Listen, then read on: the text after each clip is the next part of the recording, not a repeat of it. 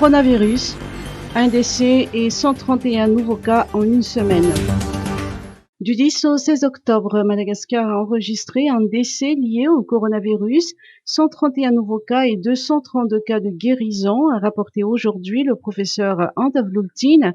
Sur les 131 nouveaux cas rapportés, 22 sont localisés à Nalamangue, 4 à Vaknakarach, 1 dans la région Atsinanan, 6 dans la Lochamangour, 7 dans la Haute-Matiach, 2 dans la région Amurumani, 8 dans le Vadva-Fitvnant, 1 dans le Bouing, 5 dans le Melak, 6 dans la Timon-Jefan, 2 dans la Nous, 8 dans le Menabé, 8 dans la région Sava et 31 dans la région Diana.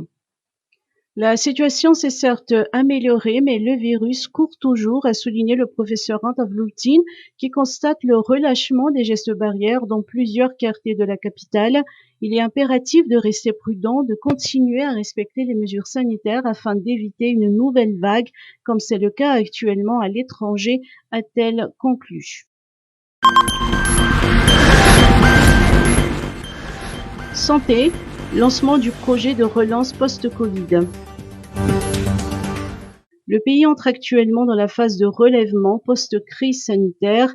Dans le cadre du projet de relance post-Covid-19 en matière de santé et activités de relèvement, la présidence de la République, par le biais de la DSAP, en collaboration avec le ministère de la Santé publique et l'appui de ses partenaires, organise une caravane d'offres de services et de sensibilisation sur la santé. 5 cliniques mobiles offrant des services de santé de pointe et de proximité sillonneront le pays du 15 au 21 octobre 2020.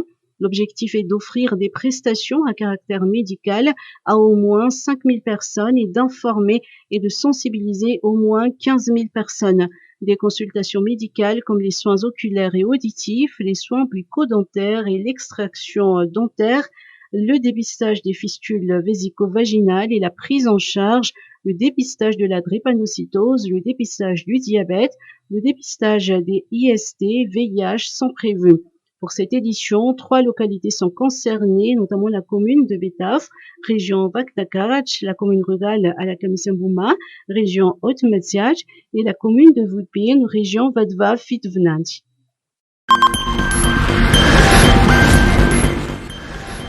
Développement, premier conseil des gouverneurs à Antui. Au terme de sa descente à Antui, le président André Duel n'a présidé successivement un conseil des ministres décentralisé et le tout premier conseil des gouverneurs des régions à Antui. Lors de ce premier conseil des gouverneurs, André Duel a souligné la mission de chaque gouverneur qui est chargé de l'identification, de la programmation et de la mise en œuvre des projets de développement appropriés à sa propre région.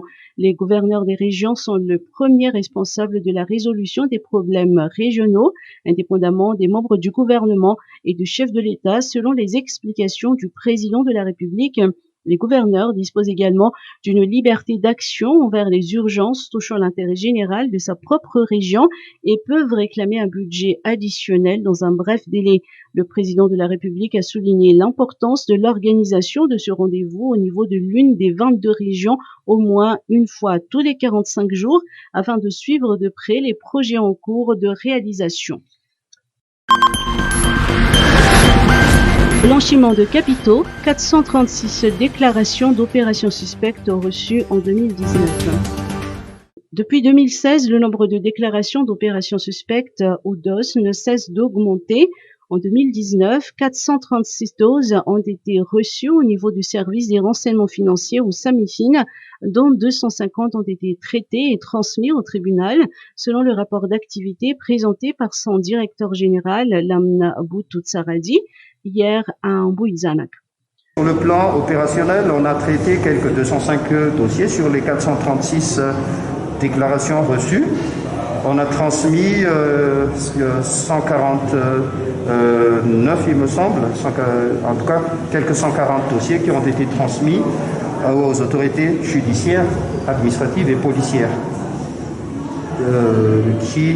lesquelles donc ont fait état de pratiques de fraude fiscale suivies de blanchiment de capitaux, mais aussi d'autres infractions comme la corruption, le favoritisme, le trafic de ressources ainsi que d'autres infractions d'origine ou d'autres infractions sous-jacentes qu'on aurait constatées.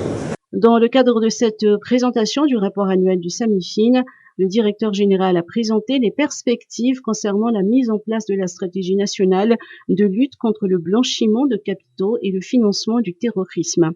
La perspective du service de renseignement financier, c'est toujours appuyer cet effort de renforcement du dispositif anti-blanchiment de capitaux. Dans le cadre de notre adhésion à ESABLAC, toujours sortir de cette procédure de suivi renforcé qui nous éloignerait des risques d'une admission dans la liste grise du CAFI, mais aussi d'autres pays, d'autres organisations, comme l'Union européenne. Continuer le processus d'évaluation nationale des risques, mais surtout aboutir à l'adoption d'une stratégie nationale de lutte contre le blanchiment de capitaux et financement du terrorisme. Nous sommes appuyés par la Banque mondiale sur le projet et nous sommes dans la phase de rédaction d'un document qui va être présenté aux autorités aux fins d'adoption d'une stratégie spécifique. D'autant que le SAMIFIN s'est doté d'un nouveau bâtiment à Mboudzanak, financé entièrement par l'État. Requête du KMF CNOE rejetée par la HCC. Le KMF CNOE Fanabazana Oul-Pyrénées a été débouté de sa requête auprès de la Haute Cour constitutionnelle. Cette haute juridiction vient de déclarer recevable mais mal fondée la demande de non-conformité à la Constitution du décret numéro 2020/1110 du 9 septembre 2020 portant convocation du collège électoral pour les élections sénatoriales du vendredi 11 décembre 2020 et l'annulation du dit décret. Ainsi, la HCC a rejeté la requête du KMF CNOE Fanabazana Oul-Pyrénées.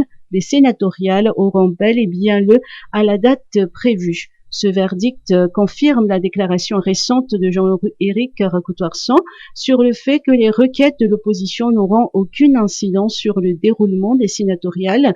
Sans faire partie de l'opposition, la société civile dénonce les irrégularités dans la tenue de ces élections.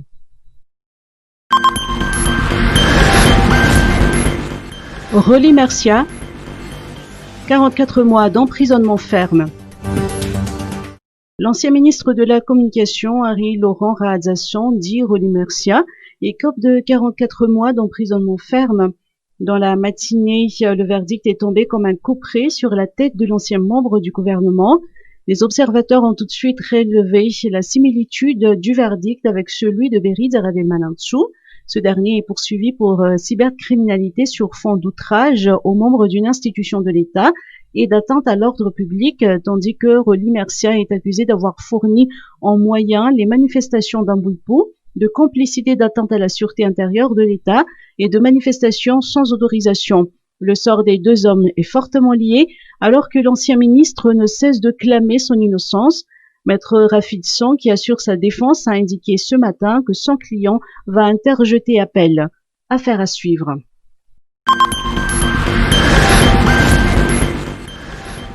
Ambouzatour, inauguration de la stèle d'Albert Zaf. La ville d'Antananarive a voulu rendre hommage à l'ancien président de la République, le professeur Albert Zaf, en installant une stèle commémorative sur la place de la démocratie d'Ambouzatour. Ce matin, lors de l'inauguration officielle de la stèle, le maire de la capitale, Nenadjet Sitouane, a annoncé que le choix du lieu n'était pas un hasard. Les conseillers municipaux ont choisi Ambouzatour car ils sont convaincus que le professeur Albert Zaf a été un modèle de la démocratie. Cette inauguration, a expliqué le maire, entre dans le cadre de la célébration du 62e anniversaire de la Première République. Pour sa part, Mano Régis, leader du parti Union nationale pour le développement et la démocratie UNDD, a mentionné que le professeur Albert Zaf a inculqué beaucoup de valeurs. Cet illustre personnage a milité pour la justice sociale, la liberté et la démocratie. Il a beaucoup œuvré pour la réconciliation nationale. L'héritage légué par le professeur Albert Zaf est mémorable dans l'histoire de Madagascar, a cité Mano Régis. Une exposition photo se tiendra jusqu'au 18 octobre au jardin d'Abouzatouf pour faire connaître son histoire et ses œuvres. La cérémonie d'inauguration officielle de la stèle du professeur Albert Zaf et le vernissage de cette exposition ont été rehaussés par la présence des chefs d'institution, des membres du gouvernement, dont Tinarvel Razaf Maïef, ministre de l'Intérieur et de la décentralisation, et la Latine Rakuten Razaf, ministre de la Communication et de la Culture. Étaient également présents des chefs d'église FFKM, des élus députés TIM et IRD.